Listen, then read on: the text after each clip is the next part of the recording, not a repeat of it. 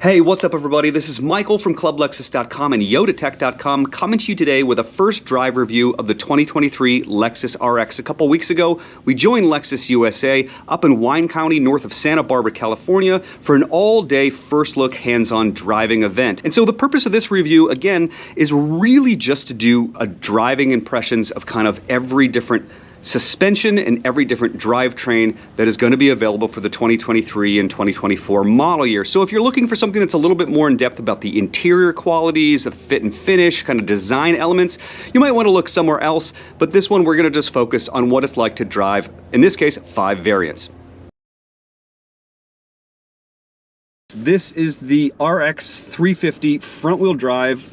And with me is Paul from the Awesomer. Hey guys. Paul, what do you think of driving this one so far? So far, you know, I'm actually very pleased with how it handles. I thought, based on the last RX, the 350, the base models, they had a lot more body roll to them. The suspension was a little softer, cushier. Yep. And this is a little bit more sorted. Yeah, this is not an F Sport handling model, which we hope to drive later, and that has adaptive dampers, and it will firm things up for you when you go into sport mode. So one thing to note is that when you're going between different driving modes in any of these new RX models, you have to go through the Lexus infotainment system, which is a bit of a pain in the butt. 275 horsepower, 17 foot-pounds of torque.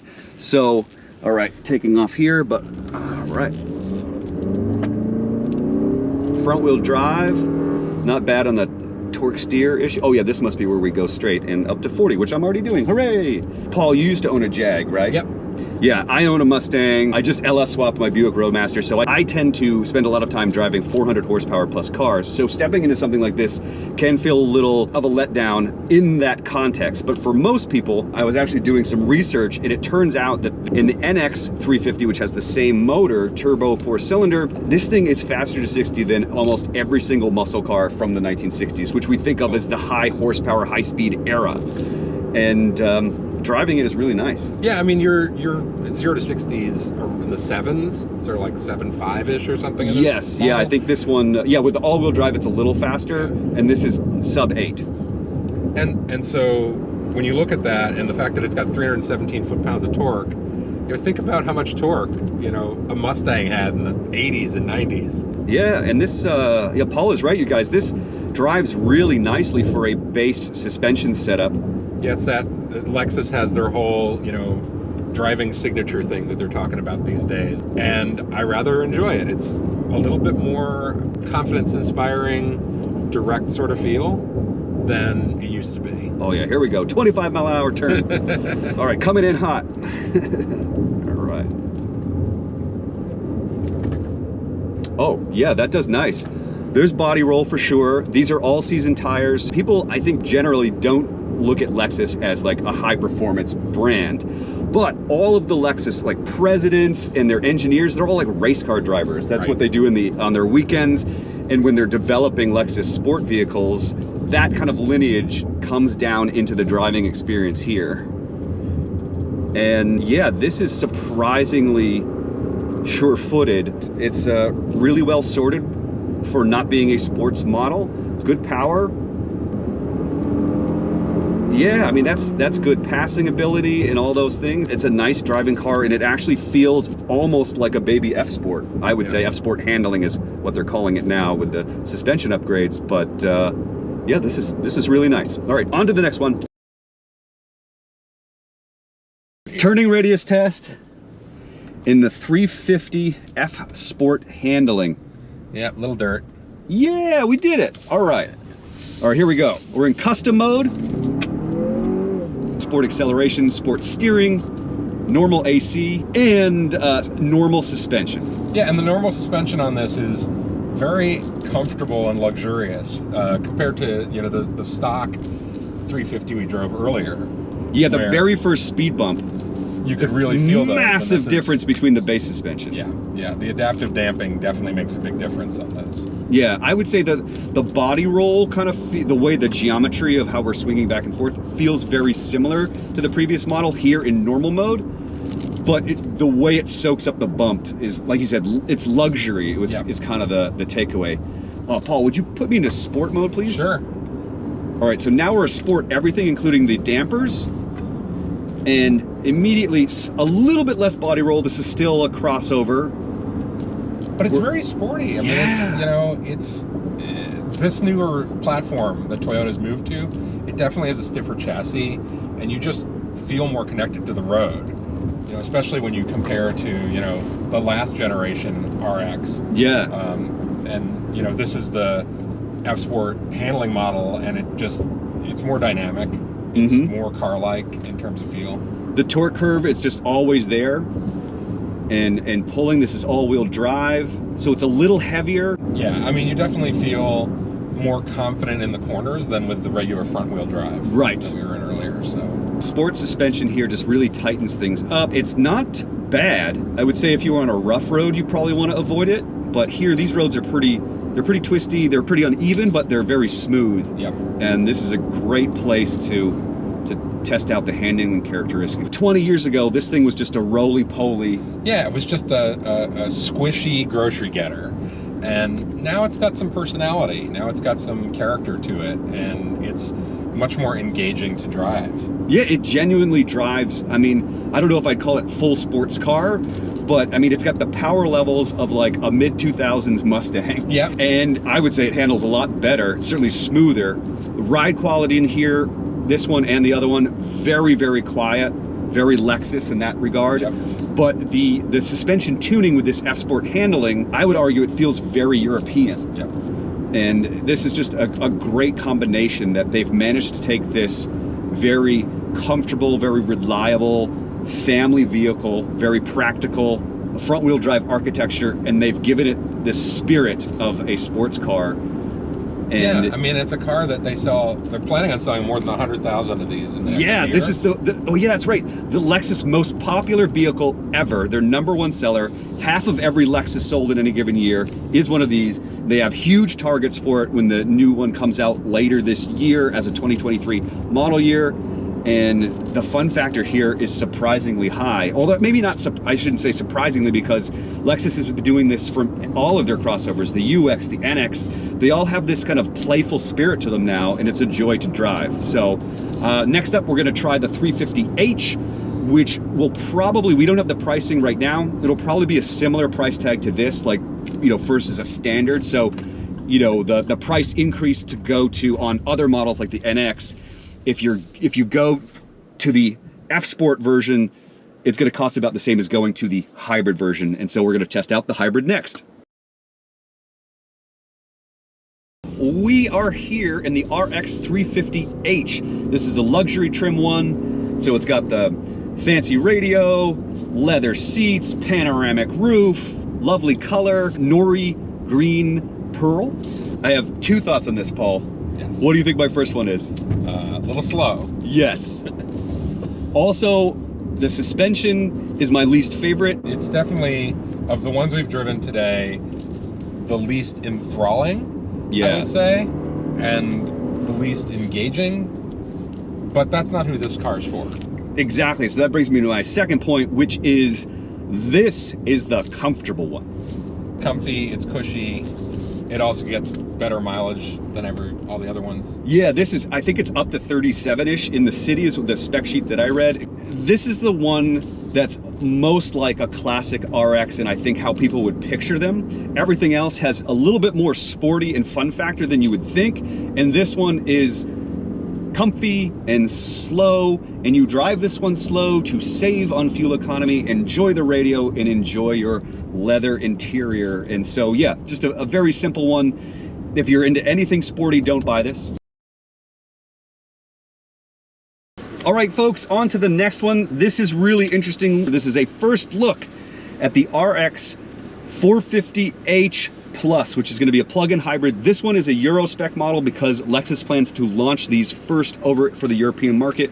We do not know anything about range, costs, specs, horsepower numbers, or when it will be available in America. But we do know that it has adaptive suspension, even though it's not an F-Sport. And this is the wood in here is apparently bamboo. Yes, and it has displays the temperature in Celsius. So visually speaking, though, it's similar to the F-Sport handling. It's got this kind of fabric-y, almost, it's not a suede, what is it? I don't know, just a kind of a fabric material on the door cards and up here, but then wood trim on the steering wheel, everything over here. Now that we can say our opinions, I think it looks very nice. Yes. And then, oh, look at this. I didn't notice this either. Check this out. It's got buttons for the driver to be able to control the passenger seat from the driver's position. Because is there normal stuff over there too? There's a normal. Oh, gotcha. And this one has the optional, this is new for the RX. I'm assuming it's premium plus luxury trims, heated and ventilated rear seats as an option now for the RX, which is fancy. Okay, going off here, I guess we just want to, we won't be able to go too far. We get it for like 10 minutes. And I just want to, I guess, just get a sense of the acceleration once we get, there's this one spot down here that's a little open. Yeah. Okay, here we go. And accelerate. Okay, that feels pretty good. Yeah. Yeah. Oh, awesome. All right. Oh, would you pop it into sport mode for me? Yes. All right. Yep. All right. Good amount of body roll. I would argue more than the other one. You think that's because of where the battery is placed? I don't know. It just feels, maybe it's just the extra mass, but it's definitely more powerful than that. It'll be interesting to see what it feels like when we get back to the 500, which we got to drive this morning for a little bit. Right, and we know how many horsepower that has. Yes, so. This we don't. Okay. What we're not experiencing right now is actually just pure battery mode, which is what's unique about this, is because it's a plug-in hybrid, you're gonna be able to drive it in pure battery mode. We don't know how much the range will be, but you know, it's probably gonna be around 30 miles. If you had to guess, you know, from other competing vehicles. Yeah, that the RAV4 Prime does. All right. You know. Okay, we'll cheat and take it off charging mode here and see if will it go into EV mode only? Wait, where's the EV only mode? Oh, EV mode. Here we go. Ooh, that's nice and smooth. Yeah, that's silent. All right. Yeah, so less playful overall than the 350 F-Sport handling, but I mean, here I am driving on electricity only. It looks like we're about at 80% charge or 75% charge, and yeah, this is really nice. Okay guys, we are now in the granddaddy of the 2023 RX lineup, the 500H, which is only available here in an F-Sport Performance, where you got this amazing red interior with our amazing seats. This is a full leather interior and it feels amazing. So like butter. Paul just drove it. What did you think? I thought it was great. It handles just as well as the F-Sport handling that we just drove earlier. Right.